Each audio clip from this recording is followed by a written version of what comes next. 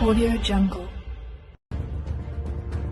शाह महमूद का कहना है कि हुकूमत ने हमसे मुज़ाकरात के लिए कोई राब्ता नहीं किया। सुप्रीम कोर्ट में मुल्क भर में इलेक्शन एक साथ कराने के केस की समाअत के दौरान शाह महमूद कुरैशी ने रोस्ट्रम पर आकर कहा कि हुकूमत के इसरार पर अदालत ने सियासी इत्तफाक राय के लिए मौक़िफ़ दिया था। तमाम जमातों की सियासी क़यादत अदालत में पेश हुई थी। उन्होंने कहा कि सुप्रीम कोर्ट का 14 मई का फैसला हतमी है। अदालती हुक्म को PTI ने संजीदगी से लिया, लेकिन PDM में आज भी मुज़ाकरात पर इत्तफाक राय नहीं है। हुकूमत आइन से इनहराफ करना चाह रही है। हुकूमत ने कहा था वो मुशावरत के बाद तजावीज़ देंगे, लेकिन यहाँ कोई तजवीज़ नहीं आई। शाह महमूद का कहना था कि PTI ने मुझे फवाद चौधरी और अली जफर को मुज़ाकरात के लिए नामजद किया, लेकिन हमसे कोई राब्ता नहीं किया गया। असद कैसर ने हुकूमत को मुझसे राब्ता करने को कहा, मगर आज तक मुझसे किसी ने राब्ता नहीं किया। उन्होंने मजीद कहा कि चेयरमैन सेनेट से गुज़श्ता रोज फोन पर कहा कि वज़ीर आज़म के इसरार पर राब्ता कर रहा हूँ। चेयरमैन सेनेट से कहा कि सुप्रीम कोर्ट ने जो तजवीज़ दी थी वो कहाँ है।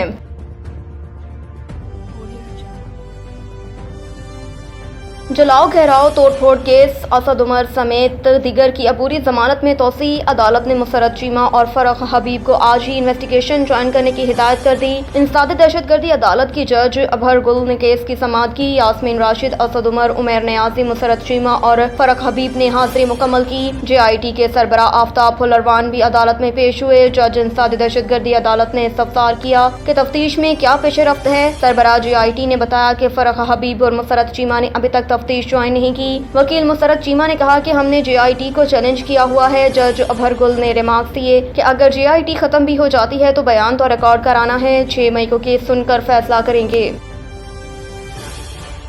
हालिया फैसले से पार्लियामेंट का इस्तेकाक मशरू हुआ। सुप्रीम कोर्ट सियासी उलझनों में ना पड़े, स्पीकर का चीफ जस्टिस को खत। स्पीकर कौमी असम्बली की जानिब से चीफ जस्टिस को 5 सफ़ात पर मुश्तमिल खत लिखा गया, जिसमें कहा गया कि हालिया फैसलों और जजेस के रिमार्क्स पर अवामी नुमाइंदों को तहफ़्फ़ुज़ात हैं। अदालती फैसले कौमी असम्बली के दो बुनियादी आइनी अख्तियारात से मुताजावज़ हैं। खत में कहा गया कि अदालती फैसले से पार्लियामेंट का इस्तेकाक मशरू हुआ। आर्टिकल 73 मालियाती बिल से मुतल्लिक इख्तियारात कौमी असम्बली को तफवीज़ करता है। सुप्रीम कोर्ट सियासी उलझनों में ना पड़े, सियासी मामलात पार्लियामेंट को ही हल करने दिए जाएं। स्पीकर राजा परवेज अशरफ की जानिब से लिखे गए खत में कहा गया कि चीफ जस्टिस और दीगर जजेस पार्लियामेंट की हदूद का एहतराम करें। आइन की बालादस्ती के लिए हमने मिलकर काम करना है। खत में कहा गया कि आइन फेडरल कॉन्सुलेटेड फंड की मंजूरी का इख्तियार अरकान असम्बली को देता है। आपको कौमी असम्बली के तहफ़्फ़ुज़ात परेशानी से आगाह करने के लिए खत लिखने का फैसला किया। ऐवान के कस्टोडियन के तौर पर आपको ये खत लिख रहा हूँ। चीफ जस्टिस और जजेस पर जोर देता हूँ कि पार्लियामेंट की कानून साजी के इख्तियार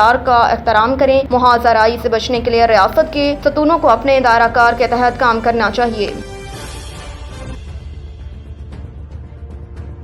फवाद का कहना है कि मौलाना ने आयन को दफनाने में गॉडकन का किरदार अदा किया। PTI रहनुमा फवाद चौधरी ने कहा कि बिलावल भुट्टो और शहबाज शरीफ के बयानात से लगता है कि उन्होंने आयन कभी नहीं पढ़ा। एक बयान में फवाद चौधरी ने कहा कि बिलावल भुट्टो और शहबाज शरीफ अपनी ख्वाहिशात को आयन करार दे चुके हैं। इस वक्त सुप्रीम कोर्ट ही आयन का तहफ़्फ़ुज़ कर रही है। उन्होंने कहा कि मौलाना फजल रहमान ने पाकिस्तान के आयन को दफनाने में गॉडकन का किरदार अदा किया, जबकि बिलावल और शहबाज शरीफ के बयानात से लगता है उन्होंने आयन कभी नहीं पढ़ा। फवाद चौधरी का कहना था कि स्पीकर कौमी असम्बली डमी ऐवान के डमी स्पीकर हैं, उनके किसी मौक़िफ़ की और खत की क्या हैसियत होगी।